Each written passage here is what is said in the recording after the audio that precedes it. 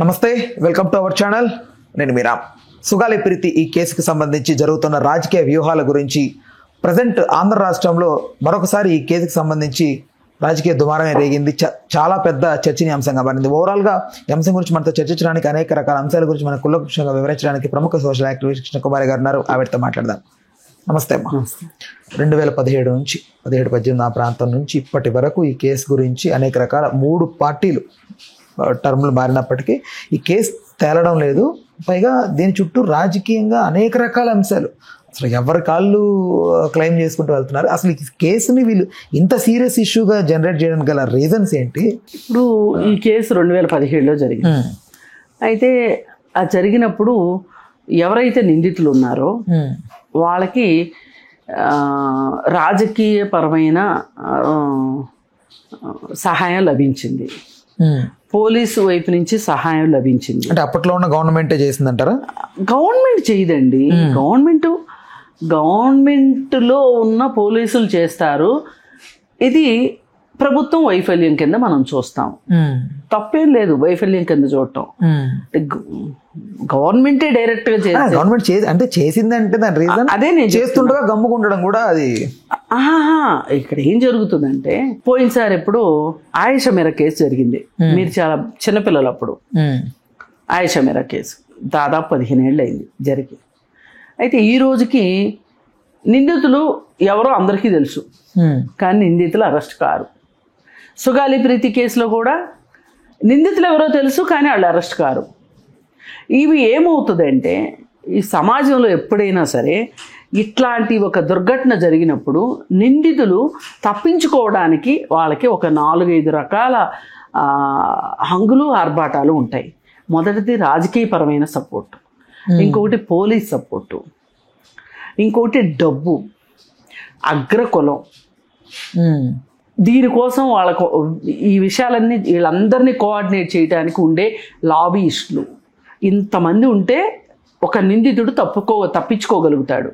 ఇవన్నీ పేదవాళ్ళకు ఉండవు కాబట్టి పేదవాళ్ళు నేరస్తుల్లాగా జైళ్ళకి పోతుంటారు. డబ్బులు ఉన్నవాడు ఎవడైనా ఇలాంటి నేరాల్లో జైలుకి వెళ్తాం చూసారా మీరు? అంటే పడుతున్నాయి కదా శిక్షలు కూడా. ఎవరికి పడుతున్నాయి? నేరం చేసిన వాళ్ళు కూడా పేదవాళ్ళు అయితేనే.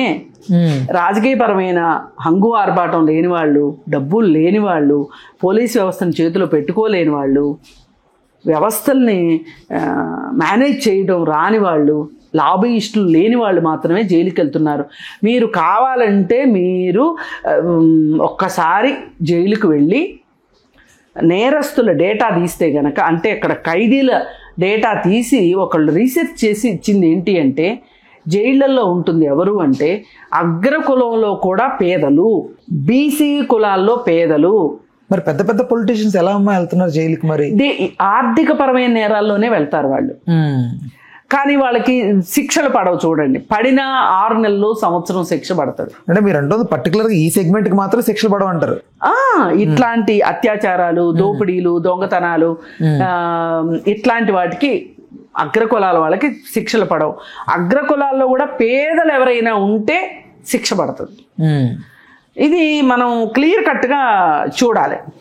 ఇప్పుడు డబ్బులు ఉన్న వాళ్ళు ఏ కేసులో వెళ్తారంటే ఆర్థికపరమైన కేసుల్లోనూ, సైబర్ నేరాల్లోనూ వాళ్ళు అట్లాంటి వాటిలో వెళ్తారు తప్పితే, మళ్ళీ వాళ్ళలో కూడా కేటగిరీ ఏంటి అంటే వాళ్ళ బినామీలతో చేయించే వాళ్ళు, బినామీలు వెళ్తారు జైళ్ళకి, వీళ్ళు వెనకమాలు ఉంటారు. ఇది ఇంకొంచెం పై గ్రేడ్ అనమాట. అందుకని ఈ కేసులో ఏం చేశారు, మొదటిగా ఆయేషా మీరా కేసులో అయినా సరే, సుగాలి ప్రీతి కేసులో అయినా సరే, సాక్ష్యాధారాల్ని రూపుమాపారు. ప్రాథమిక సాక్ష్యాధారాల్ని సకాలంలో పోలీసులు వాటిని సేకరించగలిగితే, కేసుని ఎస్టాబ్లిష్ చేయగలిగితే, వాటి ఆధారంగా కోర్టుని నమ్మించడం అంటే సాక్ష్యాధారాల్ని కరెక్ట్గా ప్రొడ్యూస్ చేయడం. ఏది కీలకమో దాన్ని ప్రొడ్యూస్ చేయటం. కానీ కీలకమైన దాన్ని పక్కన పడేసేసి అంత ప్రాధాన్యత లేని దాన్ని కోర్టు ముందు పెట్టారనుకోండి, శిక్షలు పడవు. ఎన్ని కేసులు మన భారతీయ శిక్షా స్మృతికి కావాల్సింది ఏంటంటే సాక్ష్యాధారాలే. ఇప్పుడు ఒక మనిషిని ఒకతను హత్య చేస్తే డెడ్ బాడీ దొరకకపోతే ఆ కేసు నిరూపణ కాదు. డెడ్ బాడీ దొరికిన ఏ ఆయుధంతో చేశారు అని చేసి ఉండవచ్చు అని చెప్పి పోస్ట్ మార్టం రిపోర్ట్లో ఉంటుందో ఆ ఆయుధం దొరకకపోతే నిరూపణ కాదు. ఇలాంటి పరిస్థితి ఉంది మన దగ్గర.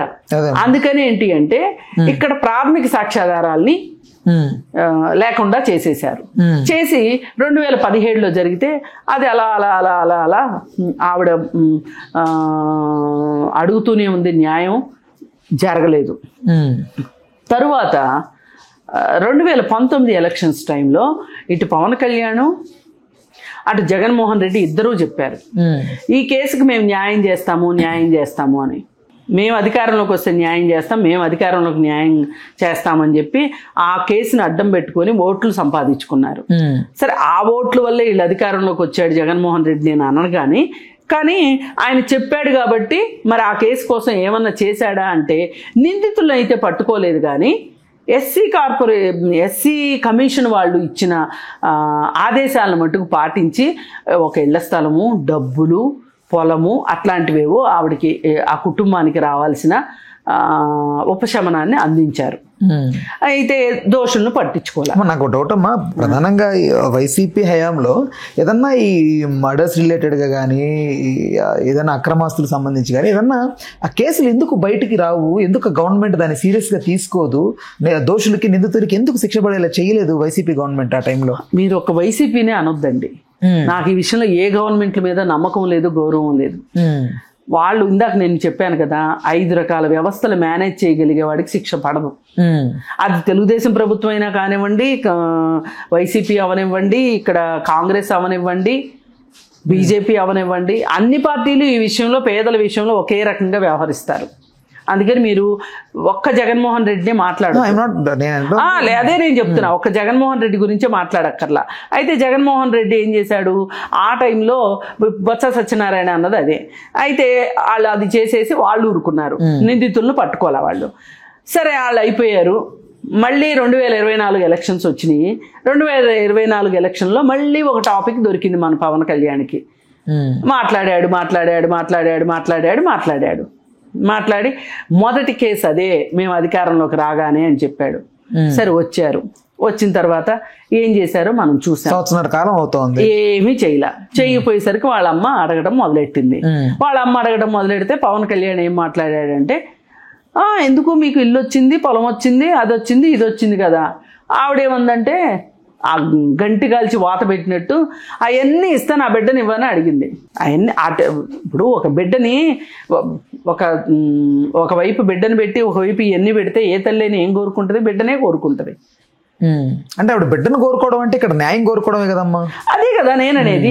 ఆమె ఏమన్నదంటే, నా బిడ్డ తిరిగి వస్తుందా, నాకు ఇవన్నీ వస్తే అని అడిగింది లాజికల్ గా. దానికి ఏం చెప్తాడు? ఎవరన్నా ప్రపంచంలో ఎవరన్నా సమాధానం చెప్తారా? మరి ఈయన కొడుక్కి యాక్సిడెంట్ అయితే సింగపూర్లో పరుగులు పెట్టుకుంటా వెళ్ళి ఈయనకే కొడుకు పుట్టినట్టు వెళ్ళి హడావుడి చేసి ఆ పిల్లోడిని తీసుకొచ్చుకున్నాడు. అవ్వో కొడుకు కోసం పవన్ కళ్యాణ్ ఎంత ఆరాటపడిపోయాడు. అది బిడ్డ, ఎవరి బిడ్డ అయినా బిడ్డే. రాజుగారి బిడ్డకైనా అదే ప్రాణం ఉంటుంది, సేవకుడు బిడ్డకైనా అదే ప్రాణం ఉంటుంది. నీ బిడ్డ దగ్గరకు వచ్చేసరికి నువ్వు అంత ఇది చేసావు, నువ్వు అంత చులకన చేసి మాట్లాడడాన్ని. ఇప్పుడు ఏ ప్రభుత్వమైనా అన్ని కేసుల్ని పరిష్కారం చేయలేదు, అందరు దోషులకి శిక్ష వేయలేదు, కొంతమంది తప్పించుకోగలుగుతారు. కానీ మీరు వినమ్రంగా చెప్పాల్సింది ఏంటి అంటే, అమ్మా మేము ప్రయత్నం చేశాము, నిందితుల్ని పట్టుకోలేకపోయాము, ప్రాథమిక సాక్ష్యాధారాలు మిస్ అయినాయి, డిఎన్ఏ రిపోర్ట్ మార్చారని చెప్తున్నాడు కదా ఈయన. సరే, డిఎన్ఏ రిపోర్ట్ మార్చారు అనే సంగతే చెప్పు నువ్వు. అంతేగాని నీకు అదొచ్చిందిగా, ఇదొచ్చిందిగా, అది వచ్చిందిగా అంటే ఈయన ఇచ్చాడా ఏమన్నా? బొత్స సత్యనారాయణ గారు కూడా అదే మాట్లాడుతున్నారు. ఎలా క్లెయిమ్ కాదు, బొత్స సత్యనారాయణ గారు మాట్లాడితే కూడా నేను ఒప్పుకోను. మీ రాజకీయ నాయకులు ఏమన్నా వాళ్ళ ఆస్తులు తీసిస్తున్నారా ఇట్లాంటి వాళ్ళకి? అంటే కార్పొరేషన్ ఫండింగ్, గవర్నమెంట్ ఫండ్ ఎంతనా? అవును, గవర్నమెంట్ దగ్గర డబ్బులు ఎక్కడి నుంచి వస్తున్నాయి? ప్రజల డబ్బులే ఇవన్నీ.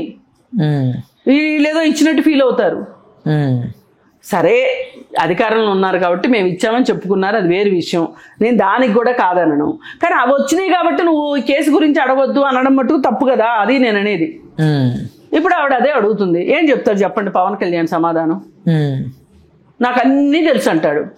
ఏమీ తెలియకుండా పార్టీ పెట్టానా అని మాట్లాడతాడు. ఏం తెలుసు ఈయనకి? ఒక వ్యక్తి భావోద్వేగం అర్థం కాదు, ఒక తల్లి కన్న తల్లి కడుపు తీపి ఏంటో నీకు అర్థం కాలేదు.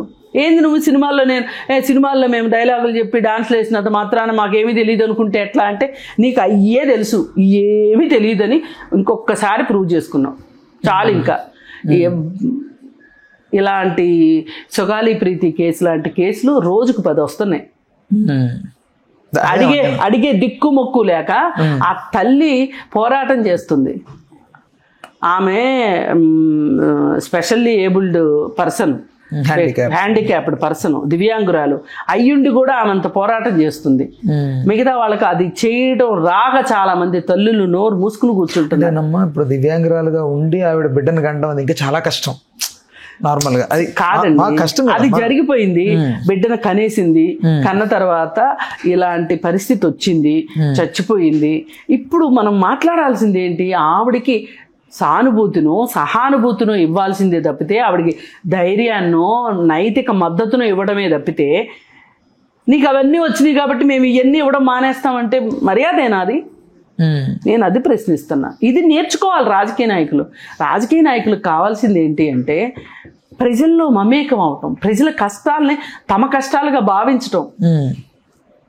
మీరు ఎంత పరిష్కారం చేశారు, మీరు ఏమి ఇచ్చారు అనేది చూడరు ప్రజలు. ప్రజల్లో నువ్వు కలిసిపోయి మీ కష్టం నా కష్టంలాగా నేను ఫీల్ అవుతున్నాను అని చూపించగలిగితే, ఆ సహానుభూతిని ఇవ్వగలిగితే వాళ్ళ కష్టాన్ని మర్చిపోతారు. మీరు అసలు ఎక్కడ పెద్ద పెద్ద కార్లు వేసుకొని తిరుగుతా, బుగ్గ కార్లు వేసుకొని రయ్యోమని చెప్పి ముందు ఒక 4 కార్లు వెనక ఒక 4 కార్లు మీరు ఈ విధంగా వైభోగాన్ని ఎలగబెడుతుంటే, అసలు సామాన్య ప్రజలు మా కోసం ఈ లీడర్లు ఉన్నారని ఎందుకు అనుకుంటారు? మీరు ఫక్త రాజకీయ నాయకులు ఇవాళ ఉన్నోళ్ళు, రాజనీతిజ్ఞులు లేరు. ఇవాళ ఈ దేశానికి కొరత ఏంటి అంటే రాజనీతిజ్ఞులు. పొలిటీషియన్ వేరు, స్టేట్స్మెన్ వేరు. ఆ పొలిటీషియన్కి స్టేట్స్మెన్కి కూడా తేడా తెలియని వాళ్ళు ఇవాళ అధికారాల్లో ఉన్నారు. ఏం చేస్తాం? మన దౌర్భాగ్యమో గ్రహచారమో అనుకోవటం. ఏది ఏమైనా ఈ విషయంలో పవన్ కళ్యాణ్ చాలా తొందరపడి అసలు ఏమాత్రం భావోద్వేగాలుని అర్థం చేసుకోకుండా మాట్లాడడం మట్టుకు చాలా తప్పు. అతను ఇంకా భవిష్యత్తులో రాజకీయాల్లో ఉండదలుచుకుంటే గనక కొంచెం నేర్చుకోవాల్సిన విషయాలు ఇవి.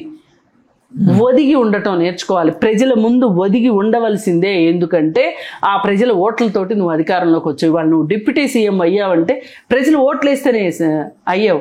ఆ ప్రజల్లో పేదవాళ్ళు ఉన్నారు, దళితులు ఉన్నారు, లేకపోతే మహిళలు ఉన్నారు, మైనారిటీలు ఉన్నారు, అందరూ ఉన్నారు. వాళ్ళందరి కష్టాలని నువ్వు పట్టించుకోకపోతే ఎందుకు నీకు ఈ పదవి ఎందుకు అసలు? హలో, తెలుగు రాజ్యం ఛానల్ చూస్తున్నారా? సామాజిక రాజకీయ జీవన చిత్రణే తెలుగు రాజ్యం. అతిశయోక్తులు అసత్యాలు ఉండవు. రాజకీయ కోణం కాదు, ప్రజా కోణమే కొలబద్ద. తెలుగు రాజ్యం వీక్షణ మీ ఉత్తమ అభిరుచికి నిదర్శనం.